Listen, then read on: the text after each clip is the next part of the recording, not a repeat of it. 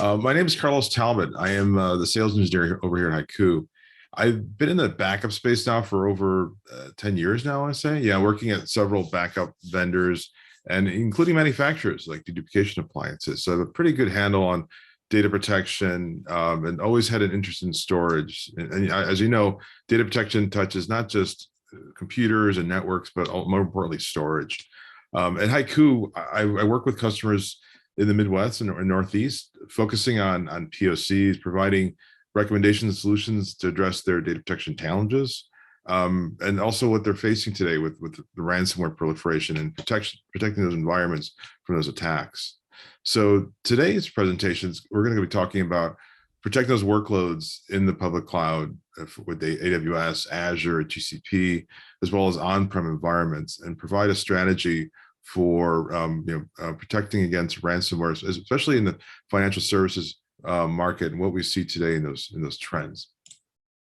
So for the agenda, we'll first look at some of the challenges we hear from our customers given the proliferation of ransomware and the compliance requirements in FinServ. We'll discuss what does modern data protection look like, and contrast that with legacy solutions versus the modern approaches to protecting those multi-cloud environments. And then we'll discuss the criteria needed to select the backup as a service solution, the right one that for your needs with multi-cloud environments, which today, legacy environments can't really address. And then wrapping it up with a customer story, looking at a cloud native solution versus HYCU in that same space, and finding some interesting results and some savings that the customers found. Okay. So when we look at data protection challenges for FinServ, let's look at some of those challenges that we hear customers today say. And the first two big ones are compliance and ransomware, right? Customers are looking for a higher standard of protection. The first one with compliance, as regulations like GDPR, California Consumer Privacy Act expand, this is really driving the market to more modern data protection solutions to accommodate those needs. There's also third-party vendors under scrutiny with liability, control, and sovereignty that come top of mind. And in financial institutions that want to serve a global client base, they need to cope with a growing list of ever-changing countries' specific regulations, right? So furthermore, they're also required to actively manage what is commonly called a cross-border framework. All these requirements make offering financial services in multiple jurisdictions an entanglement of competing requirements and restrictions. And the second one is ransomware. We all hear about it today. Ransomware challenges for FinServ our sectors continues to grow.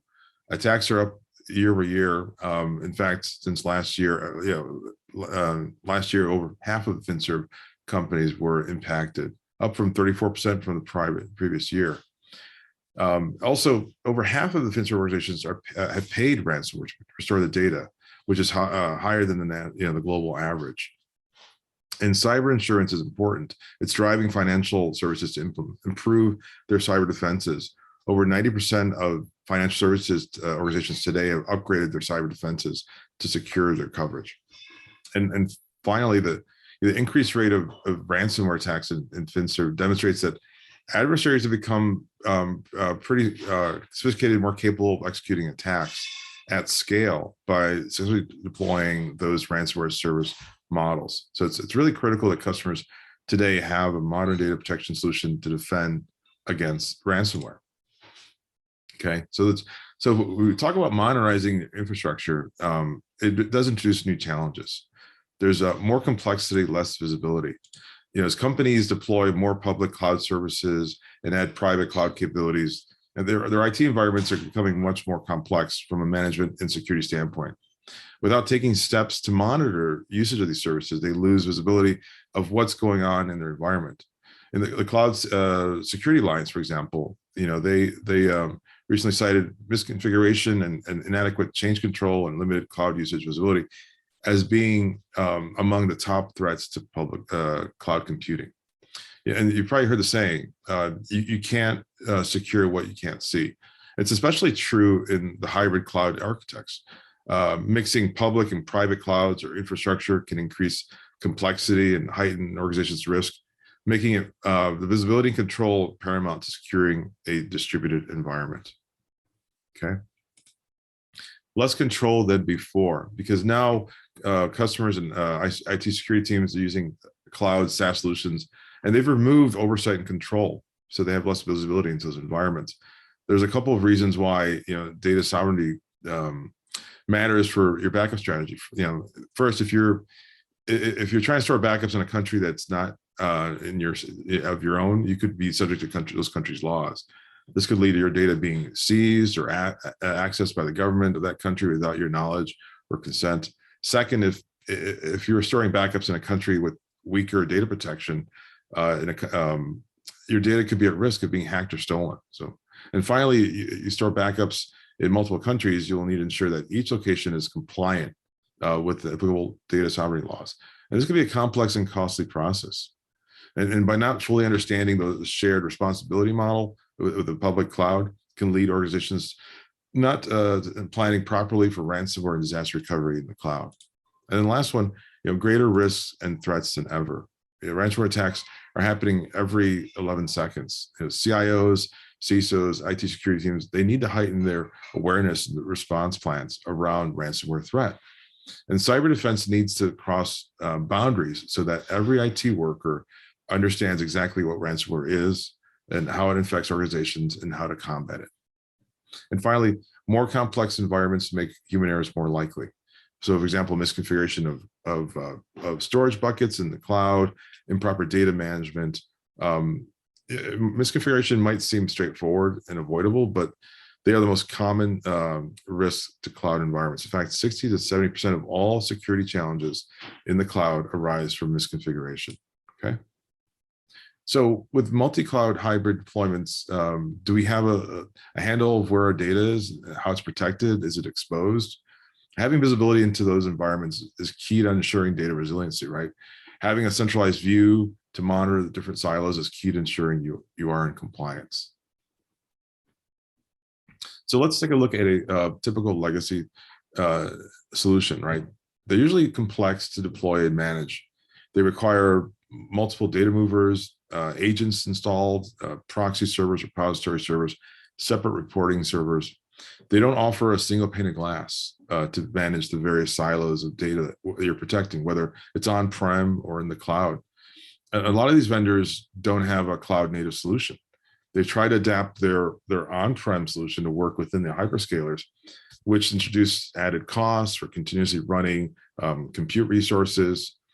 Upgrades can be involved, especially when agents are deployed, as the process touches not just the backup infrastructure, but also all the servers that have agents deployed on them, potentially causing a forced reboot and disrupting production environments.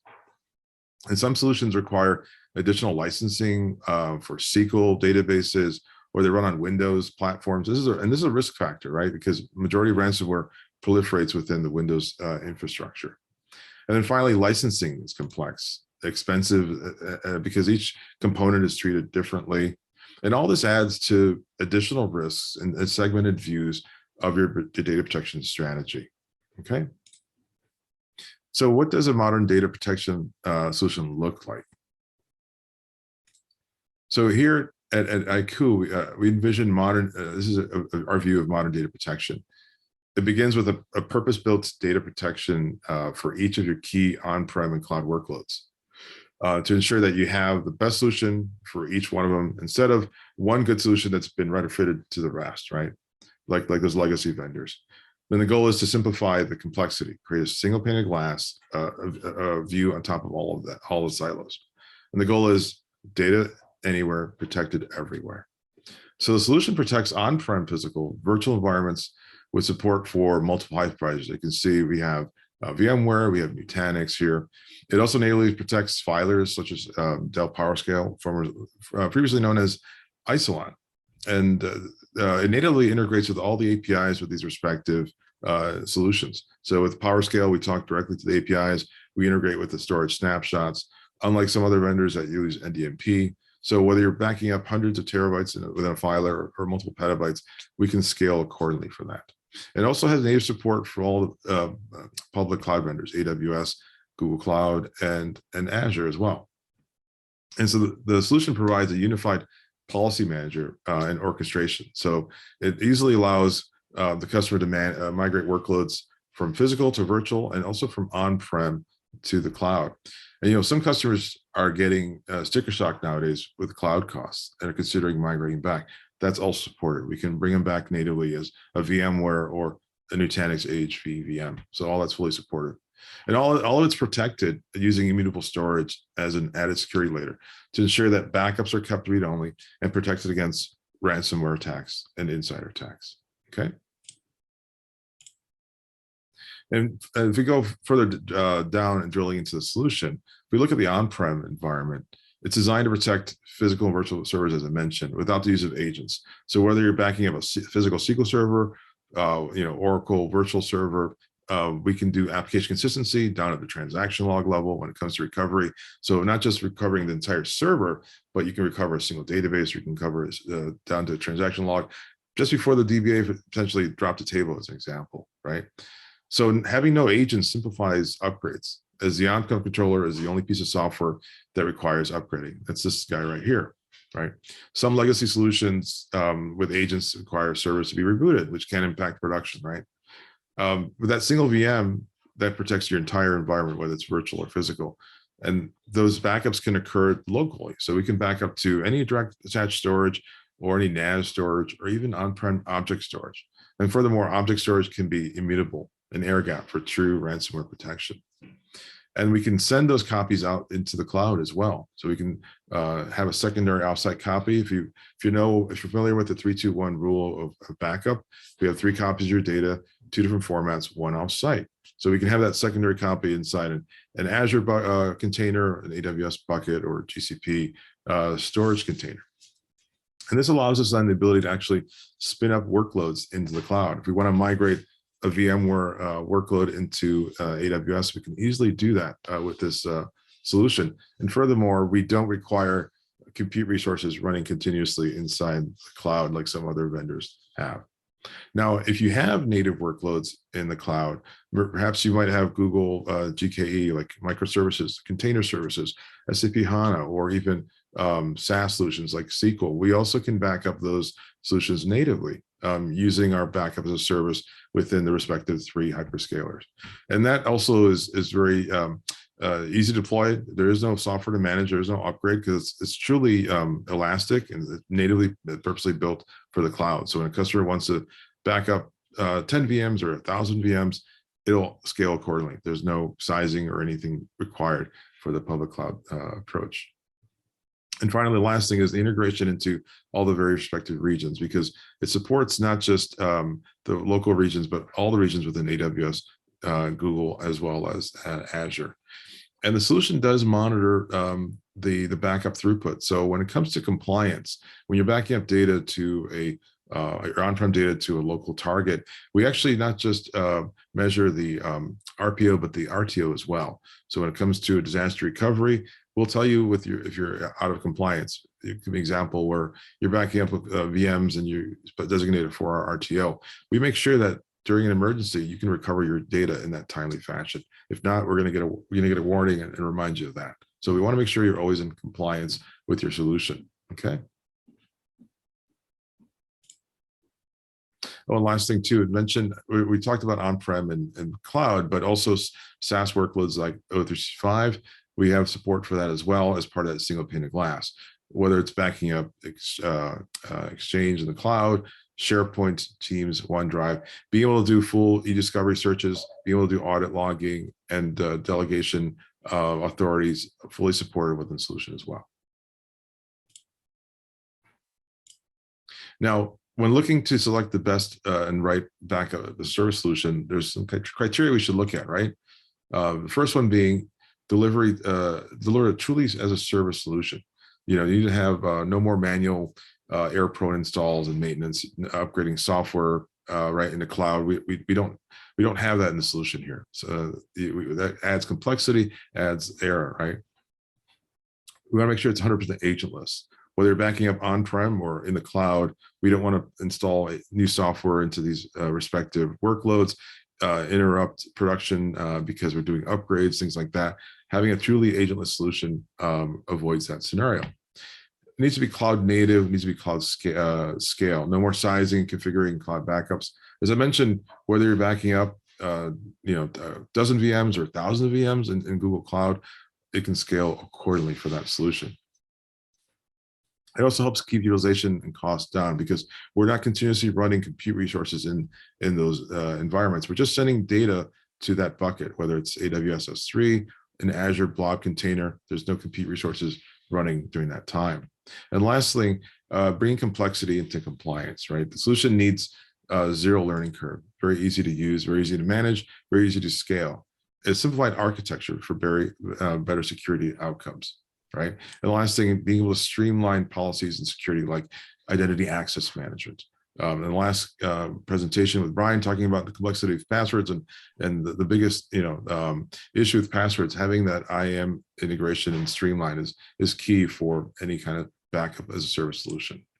Hey, Carlos? Yes. Can you also comment a little bit about data locality? Rajev was asking about issues like GDPR and how you could customize your solution to adapt to any either country-specific regulations or increasingly in the United States, state-specific guidelines.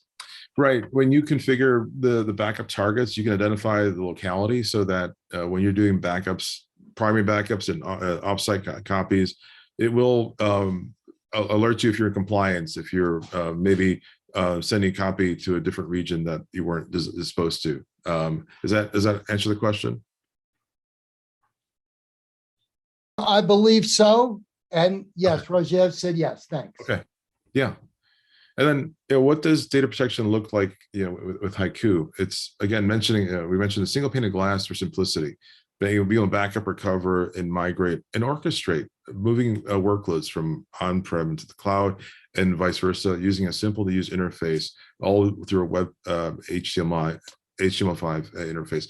And one thing I haven't mentioned too, all these solutions that we talked about, both the on-prem and the cloud, have a full, complete RESTful API behind it. So everything we do in the GUI can be automated for batch scripting, for DevOps teams that want to do development. We have a full GitHub page of examples that customers can leverage using Python, PowerShell, whatever language that you want to leverage for that integration with the RESTful APIs, okay?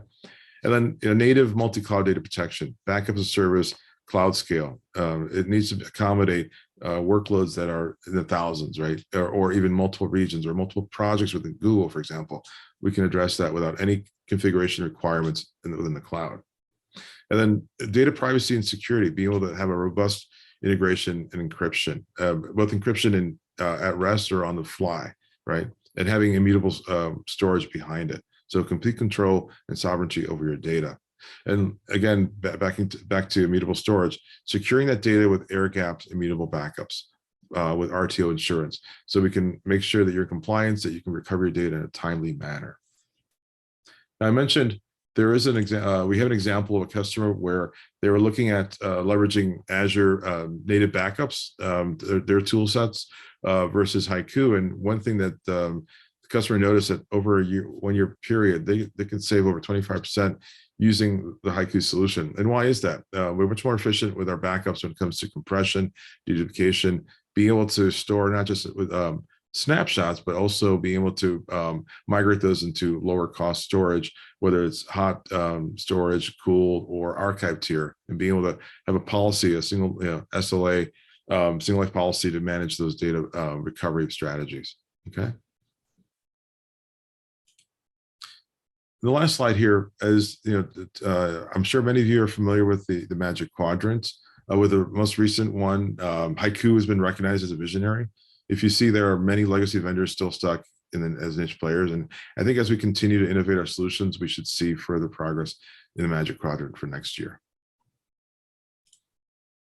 So what's the best way to migrate from on-prem to cloud? How do you address multi-cloud data protection? And do you need to modernize your data protection strategy? And how can HYCU help? So feel free to take a picture of the QR code to find out more information about HYCU Protege. Thank you.